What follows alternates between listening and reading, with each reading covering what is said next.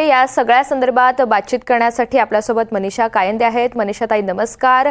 मुख्यमंत्री देवेंद्र फडणवीस हे राज ठाकरे यांच्या भेटीला दाखल झालेले आहेत। अर्थातच राजकीय वर्तुळात चर्चांना उधाण आलेलं आहे। या भेटीकडे आपण कसं पाहता?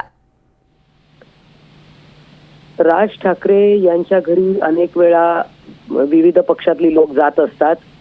त्यातनं काय निष्पन्न झालेलं आहे मला माहिती नाही, परंतु त्यांची अनेकांशी मैत्री आहे आणि देवेंद्र फडणवीस या अगदी देखील राज ठाकरे यांच्या घरी गेलेले होते। त्यामुळे आता या भेटीला किती महत्त्व द्यायचं, किती राजकीय कोणाचं किती वजन आहे हे आता सगळ्यांनी या निवडणुकीत पाहिलेलं आहे। विधानसभेच्या निवडणुकीत प्रत्येकाचीच परीक्षा झालेली आहे आणि परीक्षेत कोण पास झालं कोण फेल झालं हे आपण पाहिलेलं आहे। त्यामुळे कोणी कोणाच्या घरी जाऊन किती फायदा होणार आहे कोणाला हे आपल्याला येणाऱ्या काळात दिसेल।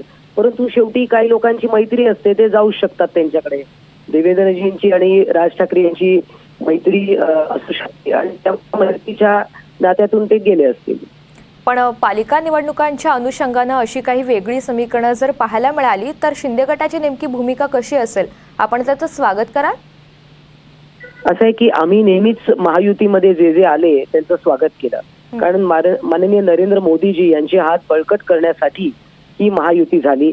त्यामध्ये एनसीपी अजितदादा यांचा गट देखील सामील झाला आणि ते सगळं उद्दिष्ट हे होतं की आपला देश मजबूत व्हावा आणि देश प्रगतीपथावर आणण्यासाठी महायुती आपण महाराष्ट्रात आणली आणि या महायुतीमध्ये सगळ्यांचं स्वागत, कोणी बिनशर्त पाठिंबा दिला, कोणी कसा पाठिंबा दिला। परंतु आत्ताच याबद्दल काही बोलणं, कारण या महानगरपालिकेच्या निवडणुका कधी होतील याबद्दल अजून आपल्याला कोणालाच कल्पना नाहीये आणि त्यामुळे जेव्हा वेळ येईल तेव्हा याबद्दल बोलू। निश्चित। धन्यवाद, आपण या सगळ्या संदर्भात प्रतिक्रिया दिली।